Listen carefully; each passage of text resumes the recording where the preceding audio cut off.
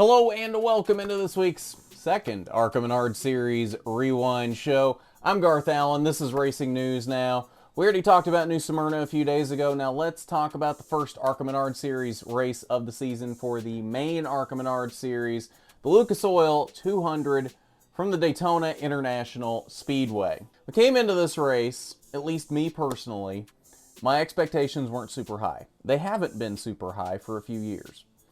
These races at Daytona, like it or not, have not been the greatest showcase of what the ARCA Menard Series can put on. Even Talladega last year was much better than Daytona. This particular Daytona race, though, I feel like was a half step up from last year's Daytona race. That's really not saying much, as last year's race might be the most boring ARCA race on record. This year, we at least had some things happening. And we're going to do this rewind show a little bit differently. For whatever reason, I don't have cautions or lap leaders available to me yet at the time of recording for this. So we're not going to specifically go into cautions in detail. We're not going to go into lap leaders in detail. The guy that won the race led the majority of the laps anyway. Kind of ran away with it. So looking at lap leaders probably isn't going to do much good for anybody to begin with. We do have results though, but we have some things to talk about in this race. Now, first off, I've got a bit of a laundry list of grievances with this race. So we're going to start off from the very beginning. We're going to start off with the starting lineup of this race. Why is ARCA still doing group qualifying for these races? The start of this race was kind of a mess.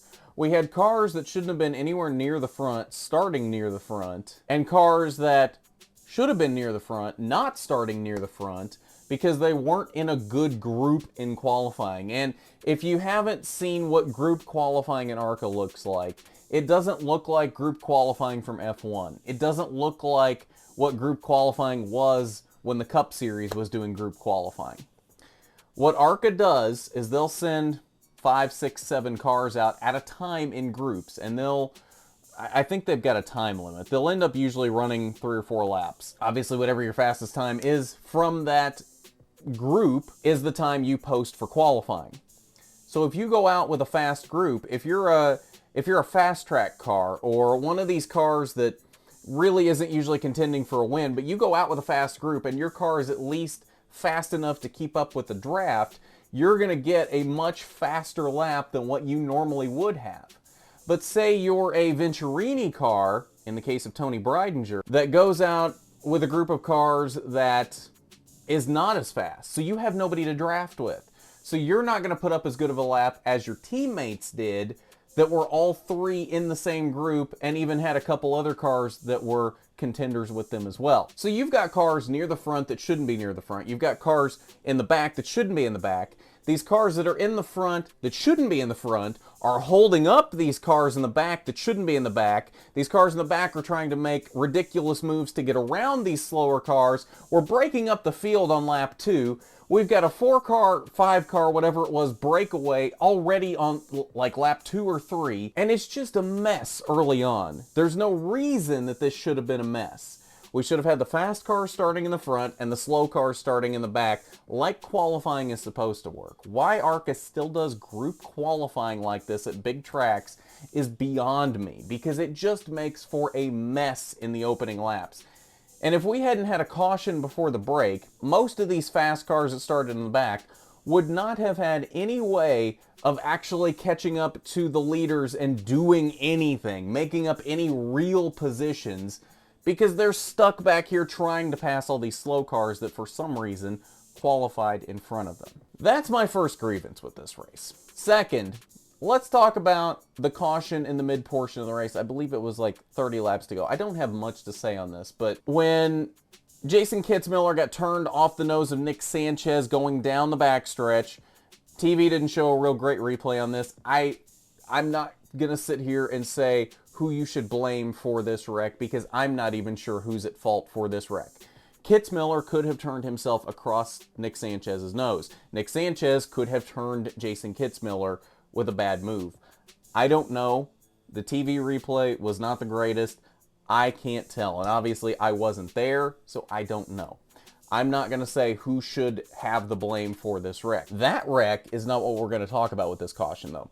We're going to talk about turns 3 and 4 with the leaders, who should have already been under caution for a little bit at this point. But you've got Dave Mater III, for some reason, not realizing the caution was out. And I don't know, I didn't hear the radio communications. I don't know whether this was Dave Mater's fault for not paying attention to the lights. I don't know if this is his spotter's fault for not telling him they were under caution, or his crew chief's fault for not telling him they were under caution. I don't know who the blame is to be put on here, but either way, Dave Mater did not know we were under caution. He's shoving Gus Dean through 3 and 4 like we're still under green flag conditions. Gus Dean has no control at this point, and Greg Van Alst, who thinks everyone is slowing down, because why would you assume anybody is still racing when we've been under caution for literally probably a quarter of a lap at this point? Tries to slide down, and we're going to try to get in a single file line here, is what Greg Van Alst is thinking. But Gus Dean is being shoved from behind by Dave Mater, which ends up turning Greg Van Alst down into Andy Jankowiak. Jankowiak slides down. Damage to a bunch of cars that should not have had damage at this point, and ruining some days of people that shouldn't have had days ruined at this point. Again, I don't know who you blame for this. I don't know if there is one single person on the 63 team to blame for this, but very weird incident that could only happen at Daytona. All right, my second grievance for this race. There was a restart. It may have been the restart coming out of that incident with Dave Mater, Gus Dean, Van Alst, Jankowiak, all of that, where we had a bunch of cars that didn't know where they were supposed to be in line, and we had them stacked 3 wide a few rows deep. We were going to go green with them 3 wide, and race control says, okay, we're going to add another lap, we're going to get everybody squared away, get them in the positions that they should be in. Well, they got most everybody in the positions they were supposed to be in, except Nick Sanchez was still up on the outside 3 wide as we come off of turn 4 and had not gotten back in line yet. He's got Daniel Dye to his inside, I guess in the middle at this point, in what should be the outside lane. ARCA sends us back to green at this point, with Nick Sanchez out of line 3 wide coming to the green. So, the logical response to this, ARCA black flags him. The argument that the team had was the 43 of Daniel Dye would not let them in line. So I don't know if that means they were supposed to be in front of Daniel Dye and Daniel Dye was the one contesting this. If Daniel Dye had no idea that any of this was happening, he thought he was supposed to be in front of Nick Sanchez, nobody told him any different. I don't know what exactly happened here, but I guess they won the appeal because they never did end up actually black flagging Nick Sanchez. I guess the crew chief got it all sorted out with the official, and they didn't actually black flag him. They won the argument there. Why did we go back green like that, though? You still had cars out of line, and we still went back green. Why? I don't understand. We added an extra lap to get everybody back in line. We got most everybody back in line, but it baffles me that race control can let this happen. And with the amount of incidents, we can call them, I don't know that I have a better word than that. With the amount of incidents we've had with race control over the past year or so, remember back to New Smyrna last year, I'm not going to let ARCA forget that one. They can sweep that one under the rug all they want to. I'm not going to let ARCA forget about New Smyrna. Countless other things. Phoenix had its issues last year.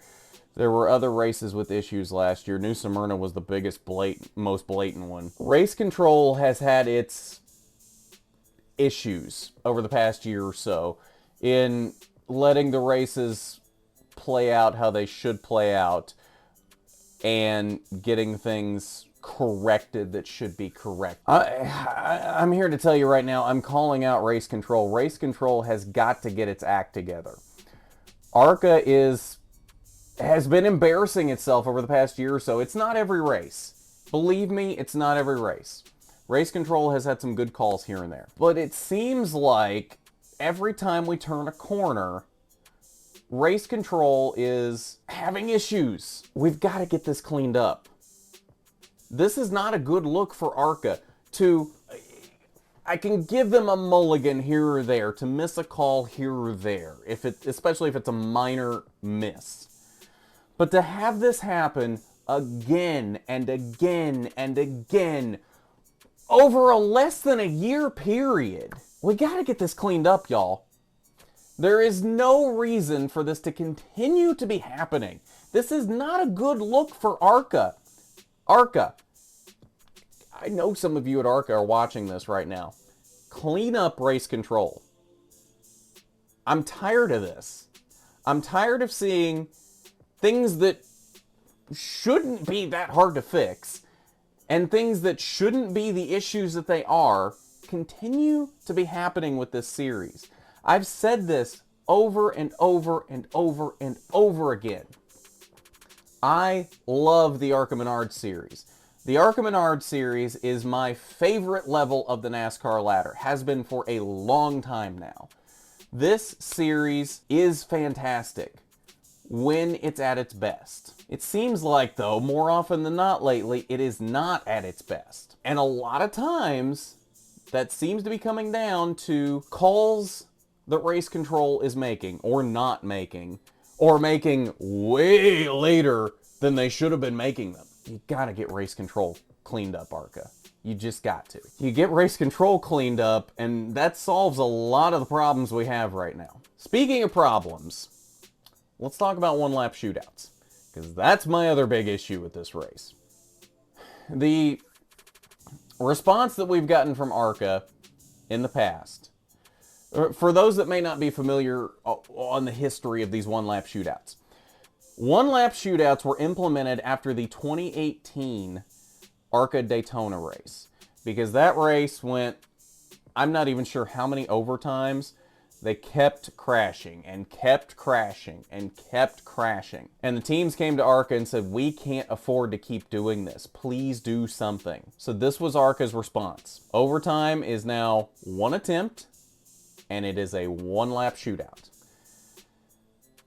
And the response that ARCA has given, because we've seen so many Daytona and Talladega races now over the past 3 years or so since this rule was implemented, that have been the most lackluster finishes because it's a one-lap shootout. So the reason given is we're trying to save the team's money by not tearing up as many cars. Okay. I get it. But we're still tearing up cars. Was the 18 car not torn up in a one-lap shootout on Saturday? Now, obviously, that doesn't happen every time in a one-lap shootout, but you're not going to get torn up cars every time in a two-lap shootout either. There is literally no downside to running a two-lap shootout instead of a one-lap shootout. Still limited to one attempt. I have no problem with limiting it to one attempt. If you junk your car on the one attempt, that's on you. At least we're not junking more cars on multiple attempts. Limit it to one attempt, two-lap shootout. We're going to junk cars either way. At least give the fans the opportunity at a better finish, because these cars aren't even up to speed yet after one lap. We are not getting good finishes in a one-lap shootout. We have the possibility, though, at a good finish in a two-lap shootout. Please, two-lap shootouts. There is no downside to it. Two-lap shootout, one attempt. This is the answer. There is no downside to it. Make it happen, ARCA, please. If we're still on this one-lap shootout rule by the time we get to Talladega, I'm not going to be happy. And we're going to bring this conversation up again after Talladega if this rule has not been changed by Talladega. There is no excuse for this. And I will continue to harp on this every single Daytona and Talladega race until this rule is changed. I want the best finish, not only for you, not only for me, for everyone. For the ARCA community overall, these finishes have got to be better. There is no point. We might as well end the race under caution. Nothing is going to happen in a one-lap shootout. The results are not going to change that drastically that there's even a point in running it. And yet we're still going to junk cars like we junked Drew Dollar's 18 car. Why? Why? There is No use in a one-lap shootout. No use in it whatsoever. All right, I'm going to get off my soapbox now. We're going to talk about results. Corey Heim dominated this race. We're just going to say that right now. As you see the final lap of this race, the one-lap shootout, and you see Drew Dollar's car getting junked here. As we watch that, we're going to talk about the results here. Second win in a row at Daytona for Corey Heim. He has become the Daytona master in the ARCA Menard series. Pair Corey Heim up with a Venturini car, and he is kind of unstoppable at Daytona right now. And I'm curious to see if he does the same thing again at Talladega this year. He is bad fast at these tracks, and I'm actually really excited to see what he can do in the trucks this year. I'm not 100% sure if he's running Talladega in the truck. I think he is, but I'm not sure. He never really got a chance to do much in the Daytona truck race. Had all kinds of issues in that race, but before he was having issues, seemed to be very fast in that race as well. So I want to see what he can do in the Talladega truck race coming up as well. 1-2 for Venturini Motorsports. Not surprisingly, they controlled this race all day. Parker Chase came home in the second position. Not surprisingly, though, in a one-lap shootout, couldn't do anything with Corey, couldn't get any kind of momentum going to make a run there. Came home in the second position. Daniel Dye came home in a strong third place run, the highest full-timer at the end of this race. So a good, strong start to the season for Daniel Dye to come home there in the third position. Sean Corr running his Bob Keselowski Tribute number 29 car that looked so good. Came home in the fourth position. And the third Venturini car, Gus Dean, that was with them all day, came home in the fifth position. He kind of got a little messed up in that Dave Mader, Greg Von Alst, Andy Jankowiak situation there in the middle portions of the race, but still came home with a strong top five run. Gus Dean looking very good in a Venturini car today, or Saturday, excuse me. Rest of your top 10, Andy Jankowiak came back from that mid-race incident to come home in the sixth position. Good run for him. Mason Diaz in his Jeff McClure 44 car. Very strong run for him. Came home in seventh. Dave Mader still rebounded for an eighth place. Tony Breidinger up and down all day. This was probably about as high as she got all day, I do believe. I take that back. She was fighting for the top five until the Drew Dollar incident happened on the last lap. Still a strong top 10 run, though, for Tony Breidinger, and Ryan Huff rounds out the top 10. 11th through 20th, we see Raja Carruth here in the 11th position. He is your third highest full-timer here on this list, and that's pretty much what we're going to go through here. We're not even really going to look at the points, because it's going to be so convoluted compared to what it will be as we get the full-timers moving up to the top. So he is kind of third right now among the full-timers. Willie Mullins came home in the 14th position. We've seen him with some strong runs at Daytona the past few years. Amber Balkin came home in 16th. She was fourth of the full-timers. Drew Dollar, after his incident on the last lap, landed in the 19th position. And Nick Sanchez rounds out the top 20. He was fifth of the full-timers. 21st through 30th. Greg Von Alst landed in 22nd. Sixth among the full-timers was Greg Von Alst in the 22nd position. Brad Smith, seventh of your full-timers. He came home in the 28th position. Final page 31st through 36. Christian Rose, Max Gutierrez, Bryce Hogberg, Jason Kitzmiller, Will Kimmel, and Eric Caudell. So that's your results from the Lucas Oil 200 at Daytona, your first race of the main ARCA Menard series of 2022. Five Flags and Phoenix coming up in March for the East and the main ARCA series, respectively. So we've got a bit of a break here before we really get into the meat of the season as we get into April and May. Not a lot of racing action for ARCA happening within the next couple of months, but we will keep you apprised of all of that as these races happen, and we'll probably have some truck Xfinity Cup rewinds thrown in there as well to keep you entertained through that time period as well. But I believe that's going to do it for us today. Corey Heim interview did not make it in time for this. Literally, I think probably happening just shortly after this premieres. So look for that here in the next day or two. There might be something coming out tomorrow that would trump it. I'm not 100% sure on that yet. So keep an eye out for that. It might be Corey Heim interview coming out tomorrow, 5 p.m. Eastern. It might be something else. keep an eye out for that. That's all I'm going to say. Could be something interesting coming out tomorrow. I'm not sure on that just yet, which would push the Corey Heim interview back to Wednesday. So just keep an eye out for that. But as always, we want to thank our Patreon supporter, Regional Manager William Holmes. Thank you as always for your support. It is greatly appreciated. If you would like to be a patron of RNN, the link is down below in the description. Patreon.com/RacingNewsNow.